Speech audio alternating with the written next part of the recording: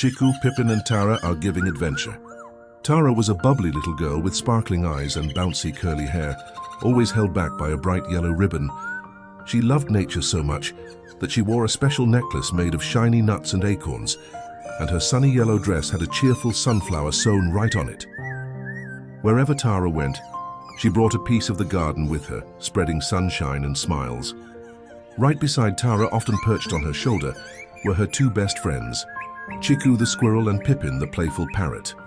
Chikku, with his soft brown fur and bushy tail, was always twitching his curious nose for adventure, and Pippin, with feathers of all the colors of the rainbow and a mischievous twinkle in his eye, would often squawk cheerfully, "Share!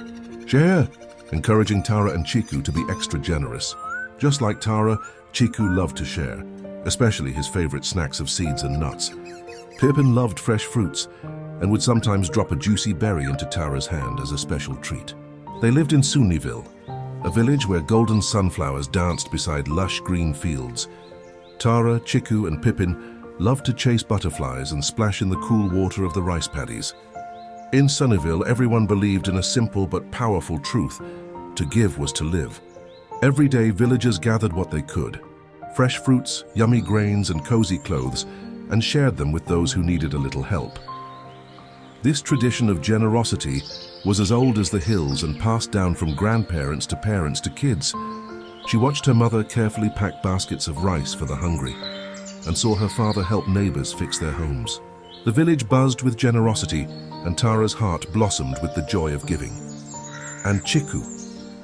He made sure even the smallest creatures were cared for, sharing his little treasures with the birds and mice in the fields. Pippin would often fly ahead, squawking happily, as if guiding them to someone who needed a bit of cheer. But one year, something sad happened. The sun blazed down relentlessly, making the fields super thirsty. The beautiful sunflowers drooped, their golden faces turned away from the sky, and the rice paddies cracked under the heat. The streams that once sang through the village slowed to a whisper. The drought made the villagers' hearts heavy. With little food or water to spare, the baskets for giving grew emptier. Tara watched her parents' smiles fade as they could no longer offer what they once did. The little girl clutched her yellow ribbon and nutty necklace tightly, feeling the weight of the dry earth beneath her feet. Even Chikku's stash of seeds grew smaller, but the little squirrel never stopped sharing with the birds and mice who needed it most. Pippin, usually so cheerful, would softly coo, sensing the sadness in the air. One evening, as the village gathered under the ancient banyan tree, the elders spoke softly. "Without the rain, even the kindest deeds cannot grow. We must wait patiently, care for one another and protect the earth until then, so the blessings will return." Tara understood then that generosity was not just about giving things. It was about hope, patience and respecting nature's gifts. She promised herself, Chikku and Pippin to nurture the earth and keep the spirit of giving alive in her heart, no matter how hard the days became.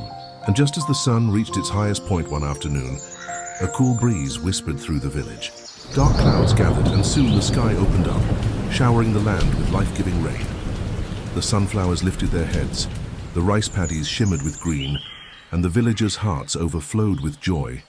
Tara was the first to fill a basket with fresh rice and beautiful flowers, ready to share once again. Right beside her, Chikku scurried about, sharing seeds and nuts with all the little creatures, and Pippin flew in happy circles above them, squawking, "Share! Share! Hooray!" reminding everyone that even the smallest hands and paws can make a big difference. The wisdom of giving and nature. This story reminds us of an important lesson from an ancient book called the Thirukkural. Kurat, Danam tava mirandum tangavian ulakam vanam varanga tenin. What does this mean for us?